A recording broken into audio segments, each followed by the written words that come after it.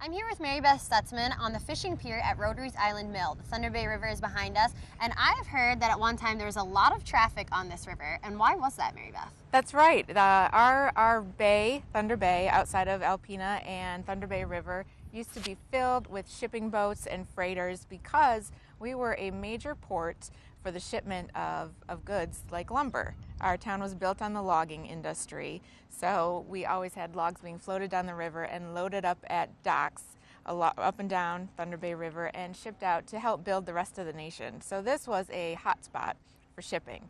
And some of this is because the nation's infrastructure, like roads and railroads, at the time we're talking about the late 1800s, weren't really fully developed yet. So shipping was the major method of transportation, that and horse and buggy. Well, and now I know we see boats pass along here, obviously now, but it's not high traffic like it once was. Why is that? We eventually, over the years, after railroads came in and started shipping people in and out, then cars were invented. And when shipping was in its prime, cars didn't exist. So once cars became available, it made people more mobile, and they weren't using passenger ships, which at that time was the easiest method of transportation to get from one place to another. They weren't using them as often because they had a car.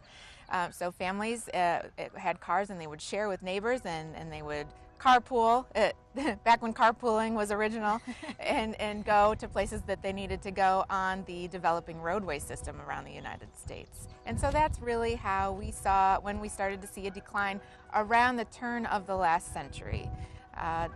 Early 1900s is when shipping really started to decline as a method of passenger transportation. And now, even though people don't use it as much for passenger transportation, I did hear that there is something special coming this summer to Alpena. There is. Alpena has not seen a passenger ship come in since around the turn of the last century. Long time. we are very excited to finally get a cruise ship that will be stopping in Alpena. It is called the Yorktown, and it is a special kind of ship, and I'll talk a little bit about that. The Great Lakes is a unique system. In order to get into the Great Lakes from the ocean, you have to go through the St. Lawrence Seaway. So a boat that is going to be traveling the Great Lakes has to be a certain size. It can't be too big. So this isn't going to be like a large passenger ship like we may be familiar with in the Caribbean. It's going to be smaller. It has to be low enough to fit under the Quebec Bridge. It has to be shallow enough draw to fit into some of our shallow riverways, and it can't be too wide, because if it's too wide, then it can't go through our lock system that carry you from one lake to the next. So it's very particular. Very particular. There are only about 130 boats in the entire world that can fit in the Great Lakes system. Oh, wow. Yep, so it's very specialized. But on top of that, the Great Lakes is a very popular destination for cruising. It attracts a certain type of people, and there are different selections of cruises that you can take within the Great Lakes. There are excursions that specialize in adventure, excursions that specialize in historical sightseeing. What we are getting here in Alpena is called an enrichment cruise. And that is a cruise filled with passengers who are interested in our heritage and culture. They want to come to a unique location. Most of the passengers will be from Europe. They want to come to a new location and learn about what makes us unique as a culture. So while they're here, and the date they will first be coming, they're coming 4 times. Their first docking will be June 28th. And they will be here from about 10 in the morning till 2:30 in the afternoon.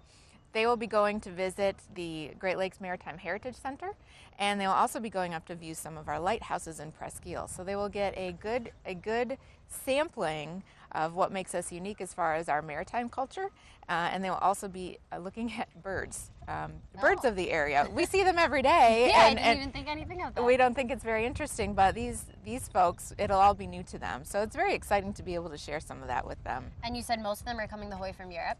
Yes. Are they flying in to somewhere to Canada?